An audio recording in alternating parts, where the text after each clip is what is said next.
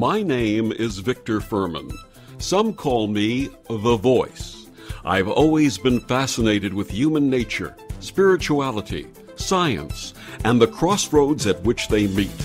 Join me now and we will explore these topics and so much more with fascinating guests, authors, and experts who will guide us to Destination Unlimited.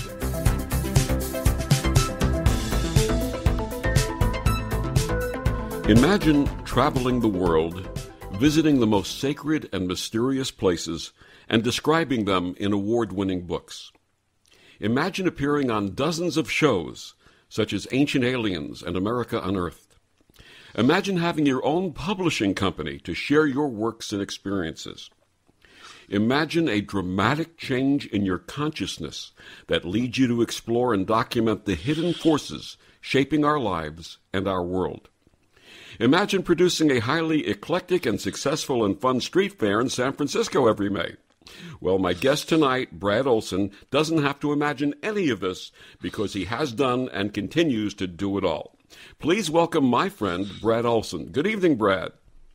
Hi, Victor. Thanks for having me on. It's good to hear your voice again. So wonderful to have you with us. You know, you and I first met at the Book Expo America in New York about 5 years ago.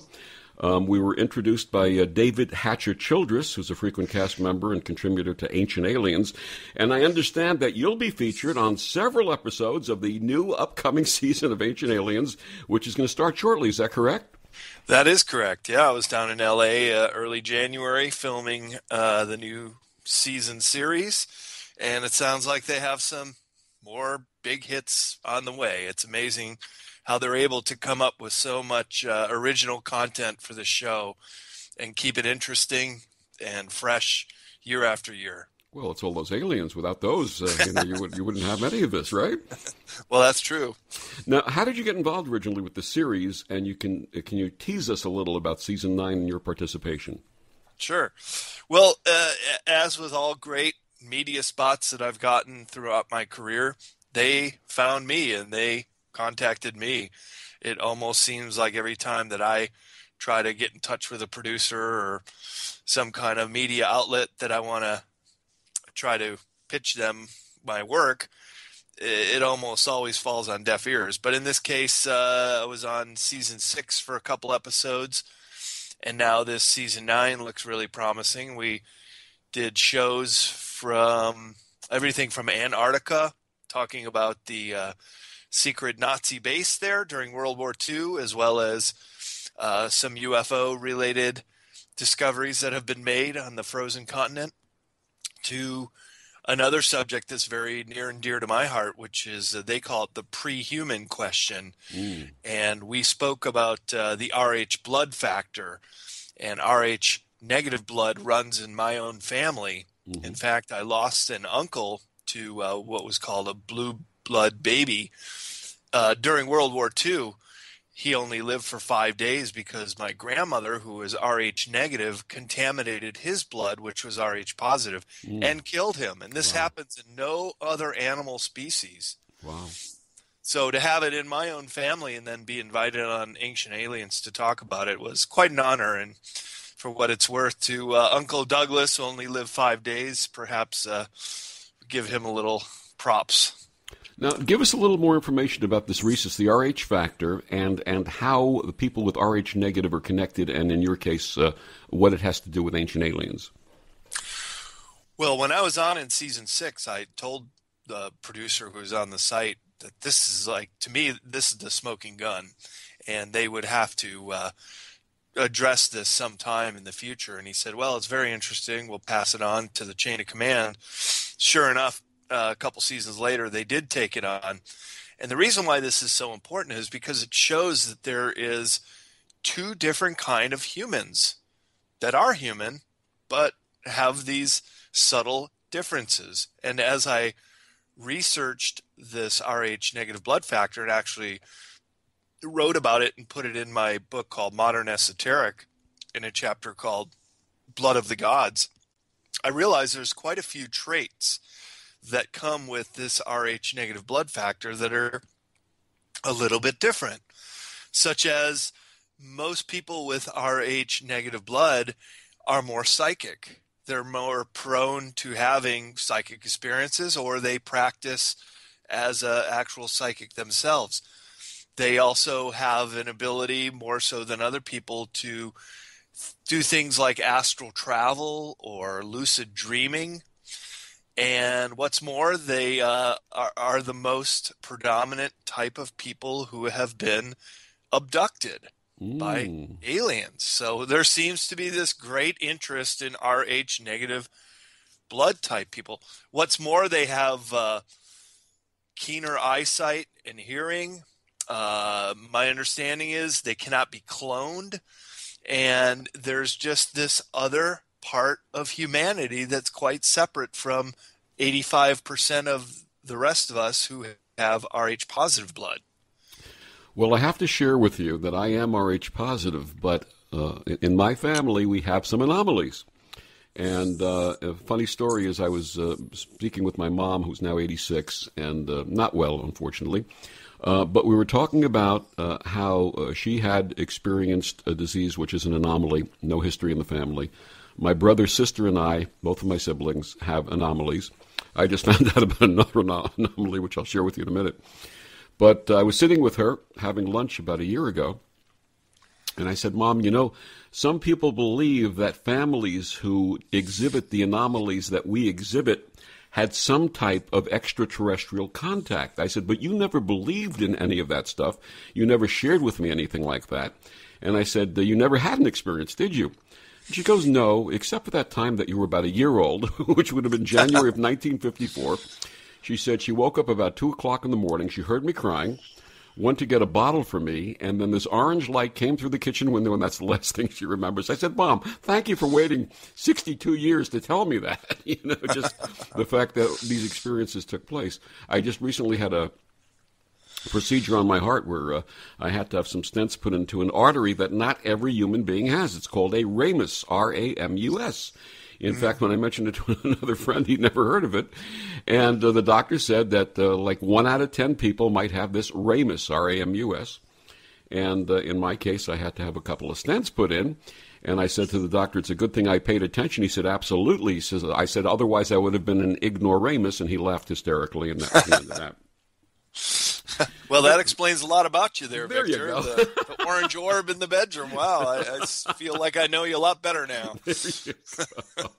So anyway, what was it like for you to work with Scott Walter on America Unearthed? Scott Walter's a great guy. He's really fantastic, very curious.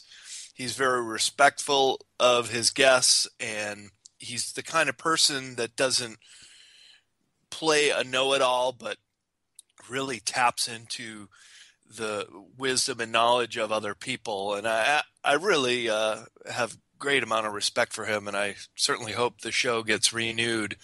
And I have some ideas out here in the Bay Area that I've shared with him and his producers that they could do a couple shows right here around San Francisco. One of which is this Presidio base right near where I live.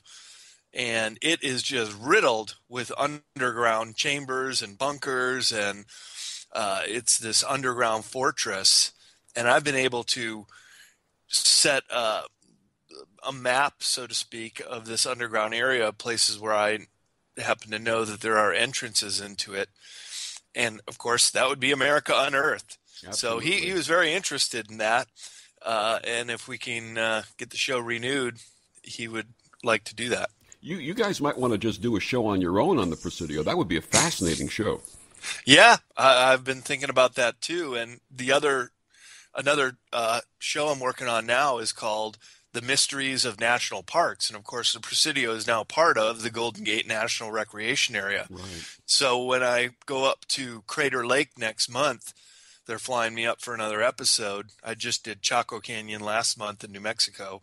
I'm going to pitch this idea to them, and maybe season 3 for them. We'll get it done one way or another, Victor. Well, in my next lifetime, I got to tell you, in my next lifetime, I want to come back as either Brad Olsen or Scott Walter, because you guys are my heroes. So definitely want to be that. Just to have the ability to do the things that you folks do and do the research and the joy of discovery. I think that's the most important part of it. Yeah, it has been a very joyous discovery of these things. And the greatest thing is there is so much to learn and so many places to explore that it never ends. Life is just this wonderful journey that just keeps going on and on. And I guess that's the one thing about getting older, is that we become wiser, and then we learn from our mistakes and just become better and smarter people as we get older. Absolutely. Now, with all of your amazing activities and your incredible schedule, you decided to found your own publishing company. Why'd you do that? Well, I did some books with another publisher in the mid-90s, some travel guides. And through our mutual friend, David Hatcher Childress, he said, well, if you really want to do well in this industry and stay around, you should look into publishing.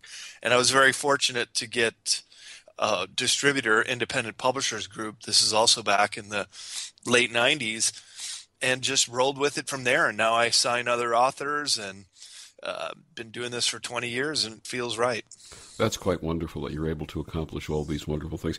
And let's let our listeners know the names of your books and where they can find out more about you and buy your books. Sure. Go to cccpublishing.com, 3 C's publishing, one word.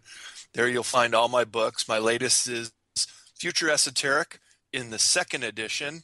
So much information still coming in. I had to put that together in a new book.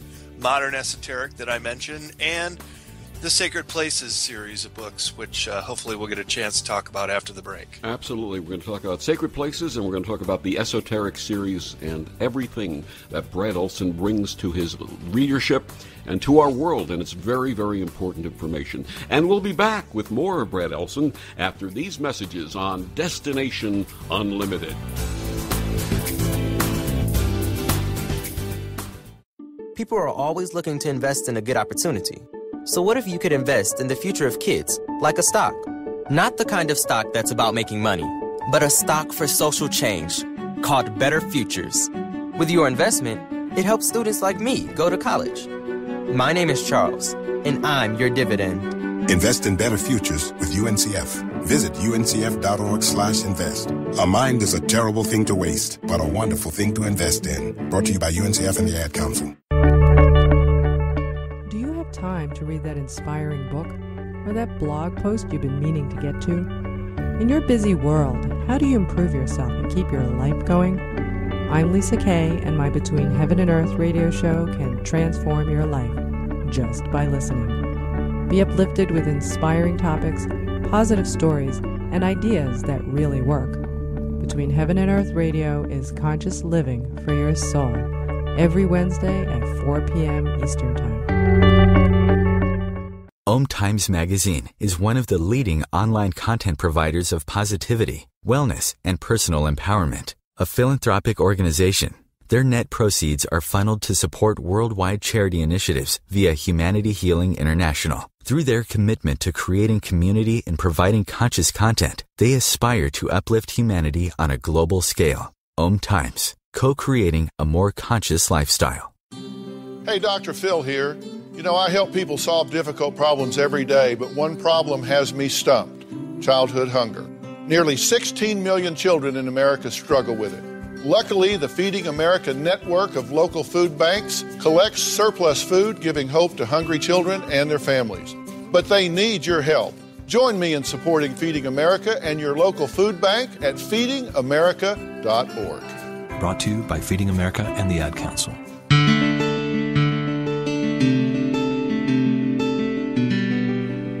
And we're back on Destination Unlimited with my friend Brad Olsen. Brad, your acclaimed Sacred Places 108 Destination series featured visits to sites throughout the Americas and around the world. What inspired you to launch that series? It was mainly based on my trip around the world, which I had done in the early 1990s, first by being an English teacher in Japan, and then realizing that I had some skills and ability to save some money up through my teaching career there and take a 2-year trip around the world. As I was traveling around the world, naturally, like any tourist would do, I was attracted to the great monuments and sacred places of all the countries that I visited.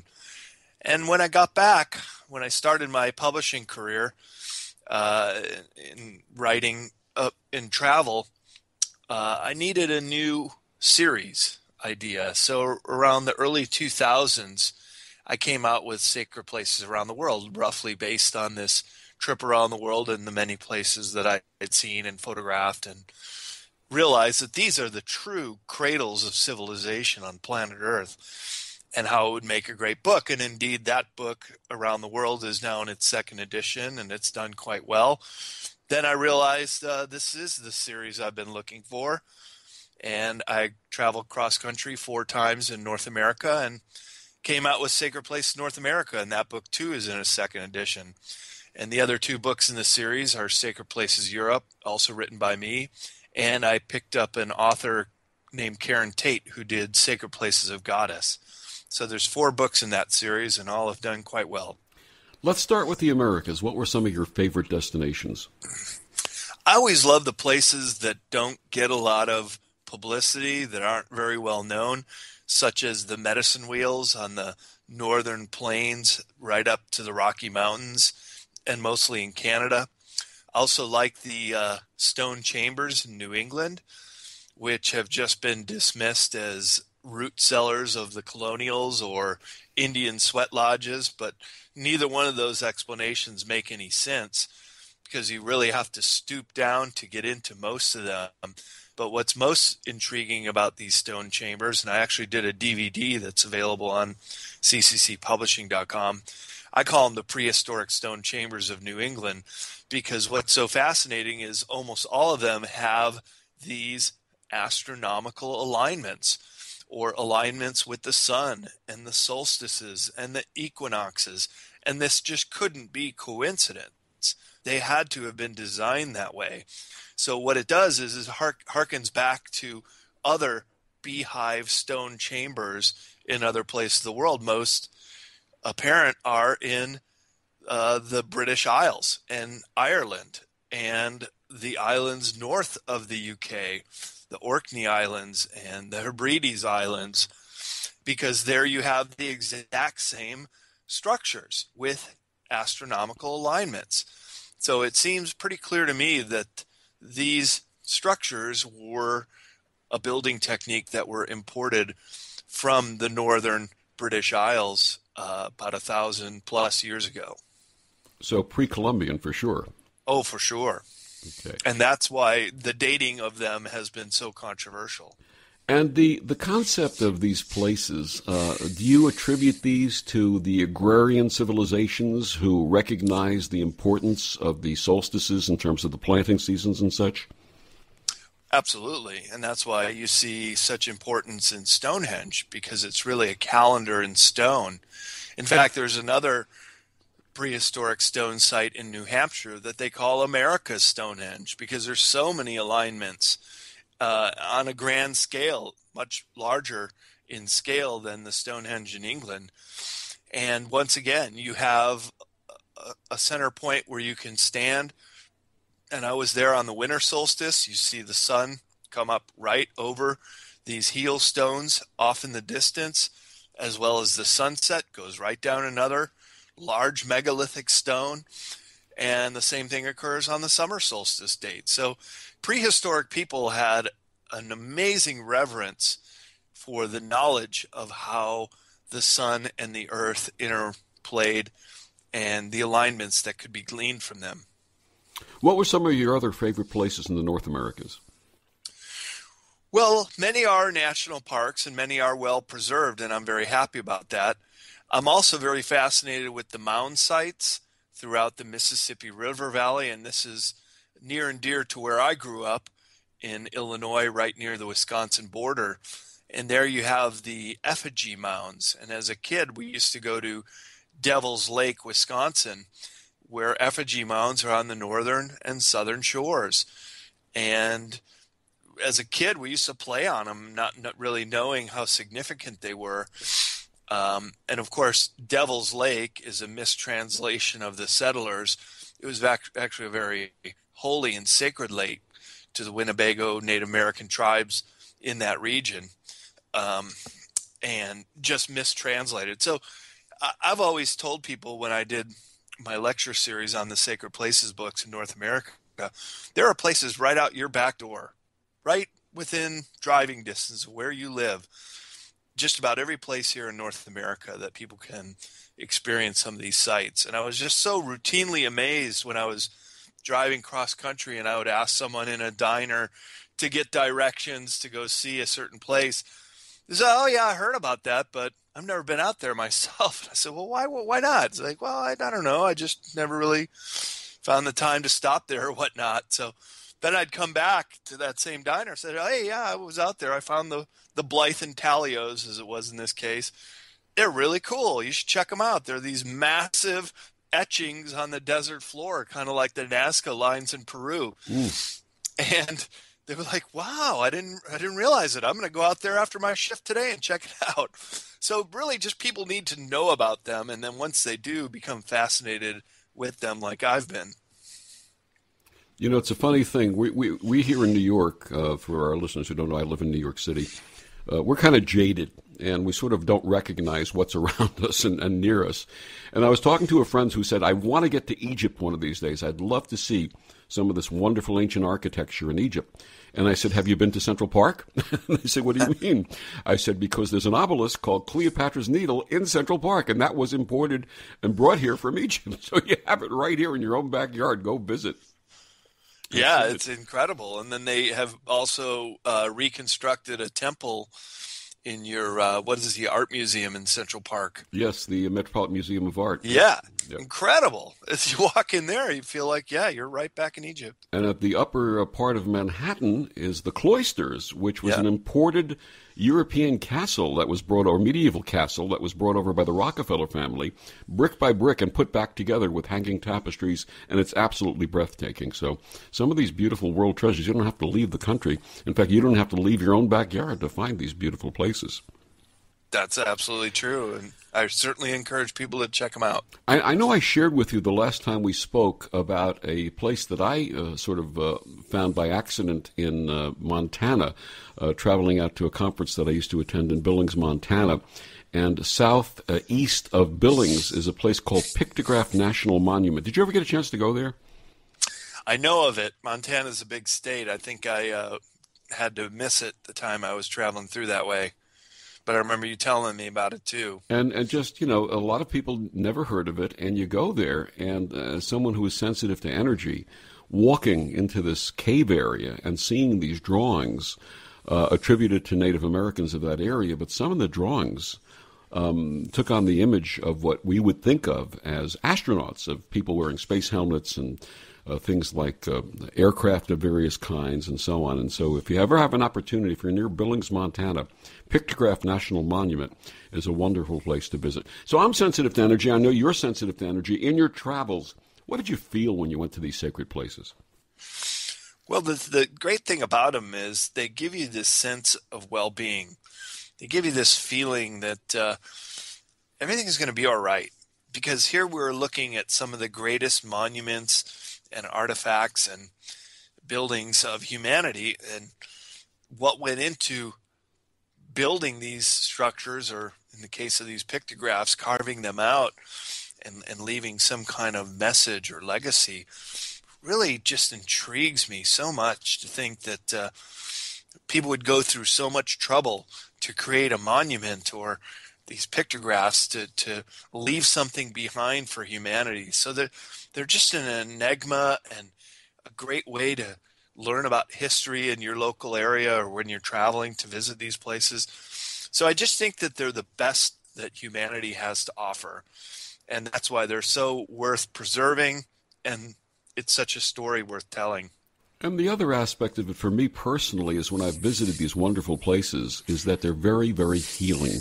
That the energy that most of these places produce is something that's conducive to meditation, to relaxation at a minimum, and in some instances healing on a maximum. Did you find that yourself?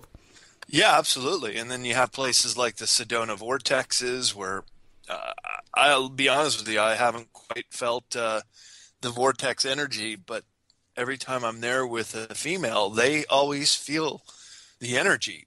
So it could be sometimes when people are just more receptive or open to it, that they'll get more of a charge from these sites. Sedona is one of my favorite places on the earth. I've been there 6 times, and every time I go, I discover something new. And I think if you go with the presupposition that you're going to feel these amazing uplifting or down-flowing shafts of vortex energy, you're sort of missing the boat. You sort of have to get into it and then relax with it and just allow it to take its hold on you, and then you start feeling it. If next time you're out there, airport vortex, if you sit on top of the rock up there on airport vortex, close your eyes and just let the energy flow. You'll feel some amazing stuff up there. It really is beautiful. My little hint to the traveler, Brad Olsen. Thank you for that. Not that I've done that much traveling, but I've gone to some very special places and had some wonderful opportunities to share and heal. So with all of these wonderful places that you've been to, and we're going to start talking about esoteric series in the next part of the show, do you get the sense that the history that we know of is like totally wrong? Well, that is the conclusion that I started to come to when I started working on the esoteric guides. But really, after finishing the Sacred Places books, I was coming away with the notion that there's just so much more to this history of humanity than we've been led on to. And that's really what was the springboard that got me into the esoteric series, which are pretty much just a continuation of the mysteries of many of these places. For example, the Great Pyramids and so many other places around the world that just have all these question marks around them. And we'll have more of these wonderful questions and discussions with Brad Olsen coming up on Destination Unlimited after these brief messages.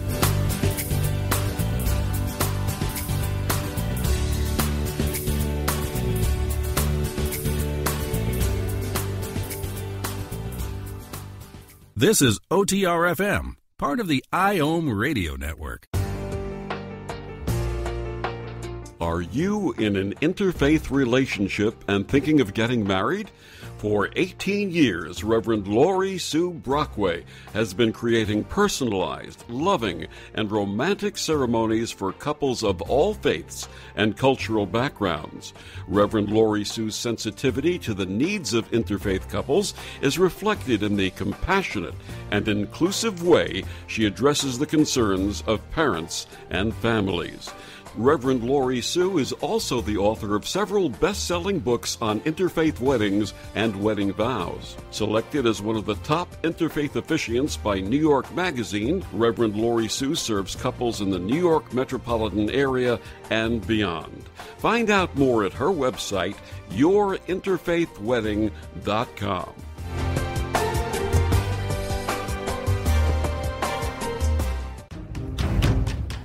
Do you want to be a better communicator? Do you want to better connect with the important people in your life? Do you want to enrich your relationships? If so, join me, Matthew Cooper, on the Positive Control System Show every Wednesday evening at 11 o'clock p.m. Eastern Standard Time on OMTimes Radio. I'll meet you there. As difficult as it is to believe, there are places in Africa where human traffickers sell albino children and their body parts for use in magic rituals. Humanity Healing International is actively working in Uganda to change this paradigm. The Albino Rescue Project finds albino children who are at risk and places them in safe schools and environments where they can learn and grow free from fear. To learn more or to sponsor a child, visit humanityhealing.org. Humanity Healing is where your heart is. This is OTR-FM, part of the IOM radio network.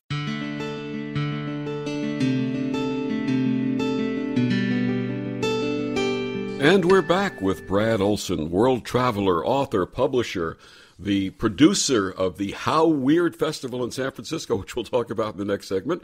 But Brad, in 2013, you changed your editorial direction and you announced the Esoteric series. What prompted this? Well, it was a combination of several things. One, travel in the bookstore section has been shrinking because a lot of times people can just get the information they're looking for on the internet. So I needed to find some new content that people would actually pay money for. And I'd already published a book by Lon Milo Duquette called The Key to Solomon's Key that did very well. And this is very much in the line of esoteric studies. thinking that here's a segment that people will pay money for because you can't always find this information online. And this also got me in with the author Leo Lion-Zagami, who I'm 3 books into his 5-book series. And for my own research and my own curiosity, really, I thought, well, what really drives me to want to learn mysteries of the world, the unexplained? And I use the term esoteric because it means it's information that is sought out by a select few. And I realize a lot of the material that I write about in modern esoteric and future esoteric just will not resonate with some people, but the ones that do read it, that do find this material interesting, they really glom onto this, and they tell me that these books have become like cult classics for some people, and they really find the information easy to understand, even though they're sometimes very complex subjects. Absolutely. And you know, the beauty of what you're doing, and the beauty of all of us who are involved in spreading the word of the hidden mysteries, is that when we express these things, we tell people, take the material, digest it. If it resonates with you, run with it. If it doesn't, discard it, but find your own path. And I think that's the key to the beauty of your books and the teachings that many of us do. Absolutely. And just to expand on that, people really have to come into these books and many of the esoteric subjects with an open mind, with a willingness to expand upon what they know, because these are the hidden subjects. I call it the alternative narrative. It's the storyline that's not being told to us. So you have to pretty much figure it out for yourself that a lot of subject matter has been kept out of the purview of the mass public. And that is the nature of what esoteric means. Now, the first in the series was called Future Esoteric, The Unseen Realms, and I know congratulations are in order because you just released the 2nd edition. That's wonderful. What are the Unseen Realms?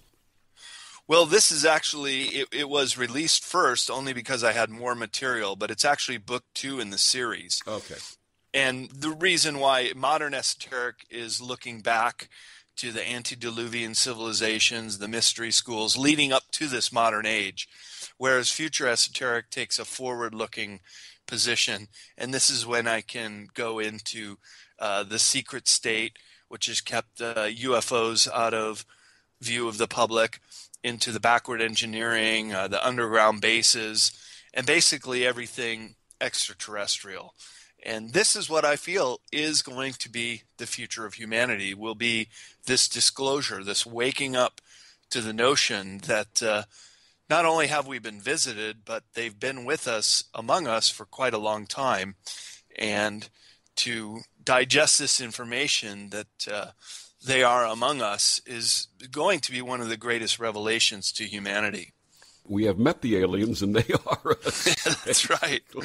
Especially when you consider the Rh negative factor. There you they go. Really are us. There you go. So let's talk about modern esoteric. The book was called Modern Esoteric Beyond Our Senses. You divided it into 3 sections. The first was called Lifeology, the second Control, and the third Thrive. You called Lifeology the alternative narrative to life on Earth. Let's expand on that some more. Sure. Well, this is where we go back, way back, to some of the very high-tech civilizations that once existed here on Earth. And I expand on that with pictures and quite detailed descriptions of the antediluvian civilizations that once existed here. Population would have been much, much, much smaller than the human population of today, and the planet would have been very much like a wild planet. But the clues that have been left behind, as well as some of the megalithic architecture, are just absolutely stunning and very difficult to ignore. That some high civilization was able to move 30-ton blocks into precise building foundations that we still would struggle with doing with modern cranes today. So to me, it's this greatest story that has rarely been told, not never been told, just rarely been told, but you really have to piece all these disparate pieces together to create a mosaic. And that's why I think the show Ancient Aliens is so important, is because they're one of the few shows who is able to pull together so many different dots and connect them in such a way that we can see that there have been influences from other civilizations that have helped shape humanity and the earth the way it is. Now, just for our listeners who are not familiar with the term, antediluvian means before the flood. And the flood is something that is common in virtually every culture, every theology on earth. What were your findings on the flood? Yeah, absolutely. That there had been catastrophes on this planet that have taken down once high civilizations. Lemuria before Atlantis. Atlantis became the Osirian Empire, and the Osirian Empire left behind such structures as the Great Pyramid and the Sphinx and many other artifacts and monuments in the Nile Valley, which again befuddle scientists who would try to replicate building such structures. For example, they tried to replicate a smaller scale version of the Great Pyramid in Japan about a decade ago, and they failed miserably. They could not do it with modern tools and technology, just leading me to believe that there had been maybe still some as yet understood technologies such as auditive levitation that were employed to build these megalithic structures. Let's touch on that for a second. Auditive levitation. Levitation means to lift. What does auditive mean? Auditive is using audio or sound as a frequency or vibration, similar to the way that an opera singer can shatter a wine glass with her voice. All material has a resonance point, so that when you match that resonance with audio, and it could be a cacophony of sounds like the Tibetan monks did, when you match that resonance, you can render it weightless. And there are dozens of videos on YouTube that you can see that these experiments are already starting in modern laboratories, where they'll levitate a frog, doesn't kill it or even hurt it, even up to the size of a bowling ball. Well, these are small items compared to the amount of bricks or blocks it took to build the Great Pyramids, as well as many other megalithic sites around the world. Interesting that when we think about things like the narrative of the Battle of Jericho in the Old Testament, that they marched around the walls of Jericho with the Ark of the Covenant, and they blew the horns, they blew the trumpets, and when they blew the trumpets a certain number of times, the walls came tumbling down. Do you think that was a metaphor for the type of energy you're talking about? Well, not only a metaphor, but perhaps a perfect description of how using auditive waves to take down the walls or to build up a wall. Technology is a tool that can be used both ways. For example, a hammer can help us build shelter in a home. It can also be used as a weapon to kill somebody. Absolutely. It's all dependent on how we use it, our intention. Absolutely. So in your travels and in your research and studies, how old do you think the oldest true civilization on this planet is, or was? Well, I would go not just hundreds of thousands of years old, but millions of years old. And if you look into the Theosophical Society, Madame Blavatsky, she goes into these root races of how we came to be the many different races of people that we are, but also the civilizations that were accorded to them. And she says that there was even civilizations before Lemuria, and that was a long-lasting high civilization on this planet, a very enlightened people that led to the emergence of Atlantis, and then there was a split. Much of it had to do, once again, with technology and the abuses of, and the fall of Atlantis was also corresponding to this great flood, to this disaster that befell the planet. And any geologist knows that the plates shift, they move, they lift up, and sometimes in a very dramatic fashion, very quickly, things can happen when, say, for example, the poles shift. And there is evidence right now that the magnetic pole of the planet is moving. Yes. And there may be, this could happen in our lifetime, although these things take very, very long times to occur. But when they do occur, it's like the snap of a rubber band, and they happen very quickly, and continents could shift, mountains could rise or fall, and of course the ocean would become very tumultuous, and places along the coastline like you and me could be very dangerous places to be. Absolutely. And this has happened on this world many, many times. That's right. That's how we're able to find fossils of ferns in Antarctica, which could never grow there today. They could only have grown in temperate climates, and that Antarctican continent has shifted down to its present position. Now, in the second section of Modern Esoteric, you talk about the concept of control, and you say society is being dumbed down. What do you mean by that? Well, it's a whole bunch of things that have occurred probably since the time you were a little kid, or maybe even our parents' time, when education has taken a shift. When now we have this Common Core where learning is very much focused on rote learning, on memorization. You have other things like the GMOs now being introduced in our food, fluoride in our water, which calcifies the pineal gland, and quite a few other things environmentally that are happening that are not good for the human body.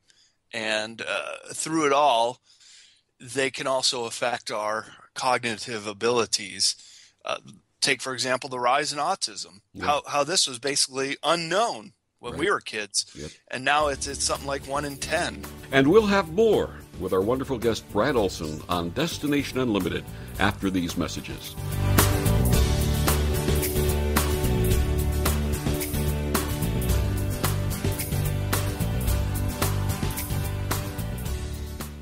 When Dad needed help getting around, I became his driver.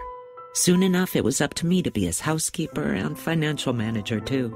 When he moved in, I became his cook and even his nurse. But no matter what roles I play, I know I'm still his daughter. We understand the roles you play. So to help, we created aarp.org/caregiving, where you can connect with experts and other caregivers. Visit aarp.org/caregiving. Brought to you by AARP and the Ad Council. Grab a cup of tea or a glass of wine and tune in for Inspired Conversations with publisher Linda Joy on Tuesdays at 2 p.m. Eastern. Linda creates sacred space for leading female luminaries, empowering authors, heart-centered female entrepreneurs, coaches, and healers. A soulful venue where guests openly share the fears and obstacles they've overcome, wisdom and lessons learned, and the personal journey that led them to the transformational work they do in the world. Inspired Conversations to empower you on your path to authentic, soulful living. Hi, this is Sylvia Henderson, intuitive life coach and energy healer. Are you ready to elevate and rise way above your normal? Be sure to listen to my show, Intuitive Transformations, on OMTimes Radio, Sunday evenings at 9 p.m. Eastern. Get the inspiration you need to transform your life. What's up? This is Brad and Mike from Lincoln Park for LifeBeat, the music industry fights AIDS. Listen up. Times are tough and you get a lot of things thrown your way. If you're being pressured to have sex and you're not ready, then say no. If you're having sex, be smart and use protection. Respect yourself and protect yourself. For more information, call the National AIDS Hotline at 1-800-342-AIDS or log on to www.lifebeat.org.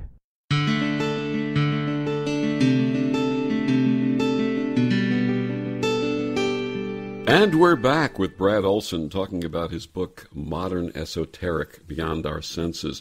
We're talking about the concept of control and how our population is being dumbed down. Who's doing the dumbing down? In the great big picture of things, and this is where it goes more into looking at the influences on our planet, of a malevolent influence. In my book, Future Esoteric, I get into some of the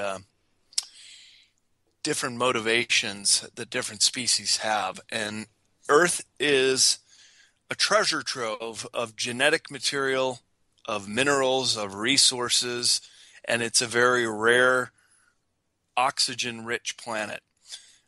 There are certain extraterrestrials of a malevolent nature that have been here for a long time that also claim sovereignty over this planet. So in the big grand scheme here, Victor, I really do think that at the very top, there is a motivation to clear off some of humanity, that there's just way too many of us. And they've made their point clear in the Georgia Guidestones, which were very much human built. Down in Georgia, there's a hill where they erected these big monuments that give directions to humanity, and one of which is to keep our population down to 500 million. Yes. Mm-hmm. But just to quickly bring up these malevolent ETs, it doesn't matter what they look like. It doesn't matter how big their eyes are or how scaly their skin might be. What's really important is, are they service to self or are they service to others? And unfortunately, those that are service to self are the ones who have been responsible for the abductions, the cattle mutilations, and they just don't regard humans with very much respect. In fact, they kind of look at us the same way that we look at livestock, as just there as a resource to be exploited. Now that we're so many, 7 billion plus, and now that we're starting to awaken to many of these different agendas, they're a little bit afraid that we could rise up and perhaps knock them off their pedestal, so to speak, and they feel the time is right to start moving forward with some of these depopulation agendas. They've tried wars. They don't kill enough people. They've tried diseases such as influenza. Yes, killed enough people, but we have a way of reproducing and keeping our numbers up. Where did the Zika virus come from out of nowhere? All of these are coming out of nowhere, Victor, and this is what's so disturbing. We get a new disease popping up just about every single year. Where do these all come from? How come they didn't affect humanity thousands of years ago? Or maybe they're manufactured. You're talking about the aliens and their agenda. What about the so-called New World Order or the Illuminati? Well, as I've said in many of my interviews, we like to put the blame on humans, and rightly so in many cases, the Rockefellers, the Rothschilds, George Soros, and those other malefactors of wealth who seem to control the world. But I think they're merely the captains and the majors, that the real generals calling the shots and whom they answer to are these malevolent service to self ETs. And I'll just call it out, like David Icke says, they're reptilian, and they're from the Draco constellation. Many were born right here on Earth, so they consider themselves of Earth. They do live underground, but they have spacecraft that can move around this planet using anti-gravity technology. And as I said, they're largely responsible for the abductions that have taken place and exploiting humans. Now, the good news is you have a third section of this book. It's called Thrive. And the Thrive section says that there will be a new golden age where we will all sort of awaken to what's been happening and make the change. Tell us about that. Well, we've met a few times, Victor, and you know I'm a very optimistic person, and so are you. Absolutely. We all want to see things that happen for the better. So I want people to be informed and empowered to take their sovereignty back and to thrive in this world, to use the tools that we have to make their bodies as healthy as possible, to live as long as possible, and to try to offset some of these things that are happening to us. And you really can't offset anything until you become made aware of these things. And that's why I've taken it upon myself to try to get this information out to people and help inform people on how they can make themselves as healthy as possible. People have to start taking ownership of their lives and not being subjugated or victimized. That's right. That's the absolute bottom line, is it's really up to each one of us. Because if you don't do the research yourself and understand this at a very intuitive level, you're never going to get the information you need. And you're never going to be able to make the choices and changes in your life that are necessary to really thrive into old age. And I think old age, and I have a chapter, Living to 200, that we're just young kids right now, Victor. We have the potential to go much, much longer, but we're being sabotaged. I just hope we still have Social Security at 200. You're right. Don't hold your breath. I am not holding my breath. So now your next, in the esoteric series, your next release is due out in 2018, and the working title is Beyond Esoteric, The Ultimate Journey. Can you give us a little tease on that book?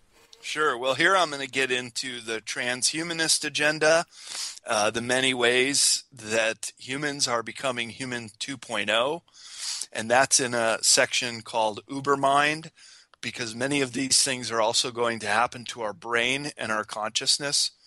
I have another section called Embargo, which again expands upon the reasons why so much of the information about UFOs and ETs have been kept from us, and how this embargo on the truth can be overcome, but also making people aware of these predatory species, this Archon network that is out there that is keeping humanity down. Because we should have reached the golden age by now. We should be at this position where we can take control of this planet, stop polluting, and take care of everybody else. But it's just not happening. So this is why I've done these books, and this is why I continue to be so impassioned about these subjects. Now, in addition to your own books, CCC is now publishing the books of Italian author Leo Zagami, as you mentioned before. In January, CCC released his Confessions of Illuminati Volume 1. What are some of the confessions? Well, he's a great addition to this whole line of esoteric books that we publish, because he comes from one of these bloodline families, and he basically rose to the top ranks in Freemasonry, and he's from Italy, so he's well acquainted with the P2 lodges and some of these secret societies that have been around since at least the time of the Renaissance, maybe much longer. And these are the true control families of the world, especially in Europe, that basically have control over the money, over resources, and over the consciousness of humanity. Well, Leo had a little change of heart, and he decided that what they were up to was no good, and he decided to expose them. And at great peril to himself, he's had many death threats from the people that he has exposed and written about. And this also includes the Vatican and a lot of things that we never hear about here in the U.S. But he gets this information when it happens in Rome. And his book, The Last Pope, has done very well. And we're already into the second printing there in a year. And now his Confessions of an Illuminati Volume 2 is just about to come out next month.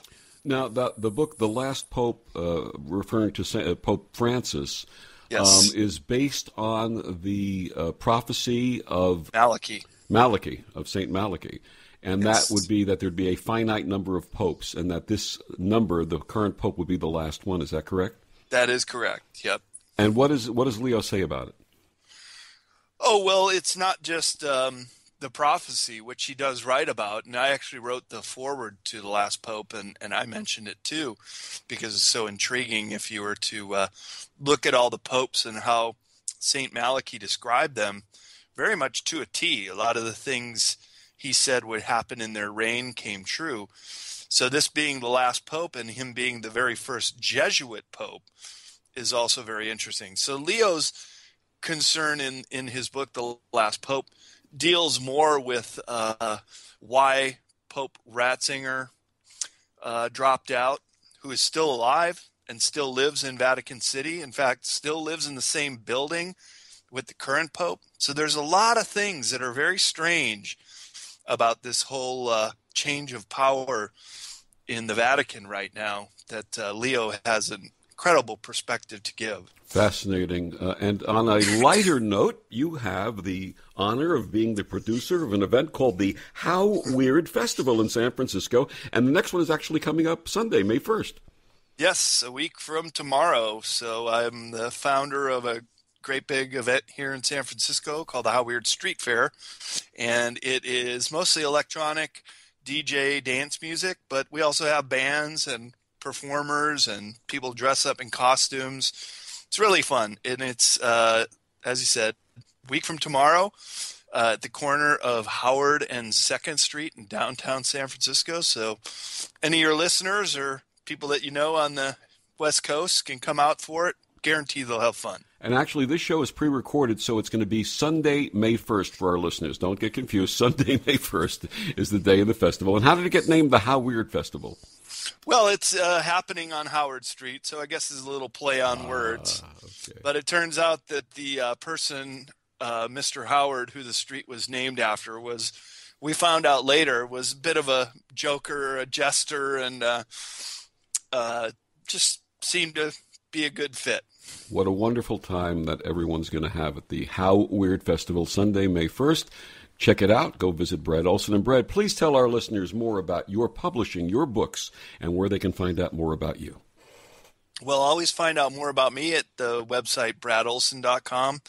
But to learn more about my books, as well as the ability to read them and look at the content, go to cccpublishing.com. I also have a YouTube channel called Esoteric Series and many Facebook pages related to my books and my profile. And I look forward to corresponding with my readers, too. If you read my book and have a question, get in touch with me through bradolsen.com and be happy to answer your question. Brad, never enough time in one show to really get into the meat of the work that you do. Thank you so much for joining us tonight and being a part of Destination Unlimited. Always a pleasure, Victor. Great to talk with you again. And Brad, thank you. We're going to have you on again. We have to. There's just so much more that we have to talk about. We only scraped the surface. Thank you to Brad Olsen. My name is Victor the Voice Furman. This is Destination Unlimited. Have a wonderful week, everyone.